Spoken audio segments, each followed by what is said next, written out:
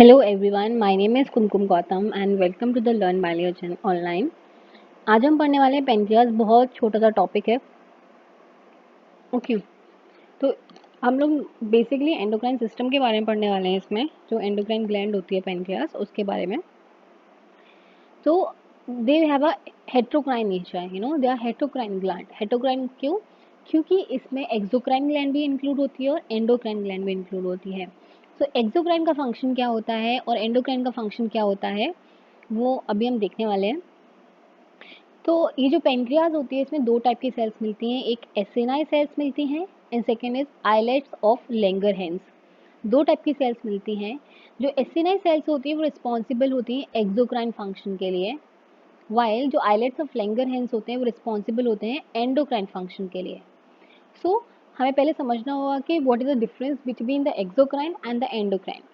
सो exocrine जो secretion होता है, दे जो हमारी डक्ट्स होती हैं उसमें जाके डंप्ड होता है, उसके बाद आगे जाता है वो।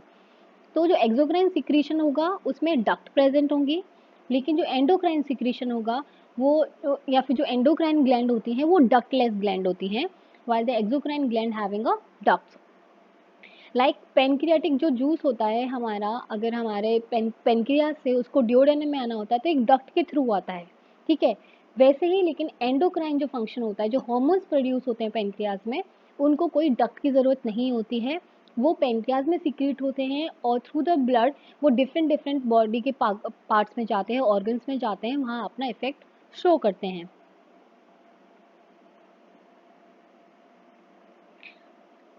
अब आता है islets of Langerhans. Islets of Langerhans का जो मिडल पार्ट होता है या फिर जो सेंट्रल पार्ट होता है उसका, उसमें 3 टाइप ऑफ सेल्स मिलती हैं। Okay, first is alpha cells, second is beta cells and third is delta sales.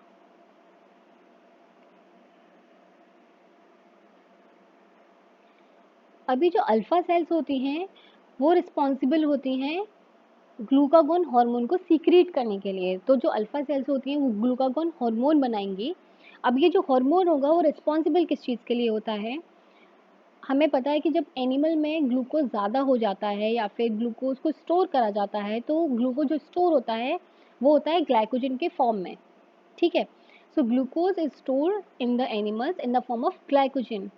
ये अल्फा सेल जो ग्लूकागॉन सिक्रीट करेंगे, ये हार्मोन क्या करता है, इस ग्लाइकोजन को ग्लूकोज में कन्वर्ट कर देता है या फिर ब्रेक डाउन कर देता है ग्लाइकोजन का, जिसकी वजह से ग्लूकोज बन जाता है।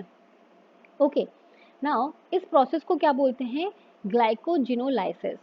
ग्लाइकोजन मतलब glycogen, okay, lysis means break down. So glycogen का ब्रेक डाउन हुआ टू फॉर्म अ ग्लूकोज। तो ये ग्लूकागॉन का काम होता है, जो अल्फा सेल्स होती है वो इन्हें सिक्रीट करती हैं, ठीक है। नेक्स्ट आता है हमारा beta cells. So we know that कि जो बीटा सेल्स होती है वो सिक्रीट करती है इंसुलिन हार्मोन को। कौन सा हार्मोन? Insulin hormone. ये एंटागोनिस्ट होता है ग्लूकागॉन का, मतलब उल्टा काम करता है जो ग्लूकागॉन करता है। तो इंसुलिन क्या करता है, जो ग्लूकोज है उसको कन्वर्ट कर देता है ग्लाइकोजन में, ठीक है। तो वो ग्लूकोज को क्या कन्वर्ट करेगा? ग्लाइकोजन में। इस प्रोसेस को क्या बोलते हैं? ग्लाइकोजेनेसिस। जेनेसिस मतलब फॉर्मेशन। तो ग्लाइकोजन का फॉर्मेशन हो रहा है with the help of insulin. Okay, कौन बना रहा है? बीटा सेल्स बना रहे हैं, ठीक है। Next is somatostatin. ये थर्ड टाइप का सेल्स होती हैं जो सीक्रेट करी जाती हैं, सॉरी, सोमेटोस्टेटिन हार्मोन होता है जो डेल्टा सेल्स होती हैं वो इन्हें सीक्रेट करती हैं, ठीक है। ये जो सोमेटोस्टेटिन हार्मोन होता है वो ना तो इंसुलिन को बढ़ने देता है ना ग्लूकागॉन को, दोनों को ही डिप्रेस करके रखता है या फिर उनको सप्रेस करके रखता है। So it depresses the secretion of both the insulin and the glucagon. तो इसका ये सिंपल सा फंक्शन होता है। अब ये फ्लो चार्ट है जो समरी है बेसिकली इस चीज़ की, कि आइलेट्स ऑफ लैंगरहैंस हो गई, उनके मिडिल पार्ट में एंडोक्राइन सेंटर होता है जिसमें अल्फा सेल्स होती हैं। जो अल्फा सेल्स होती हैं वो ग्लूकागॉन सीक्रेट करती हैं। ग्लूकागॉन रिस्पॉन्सिबल होता है ग्लाइकोलिसिस के लिए।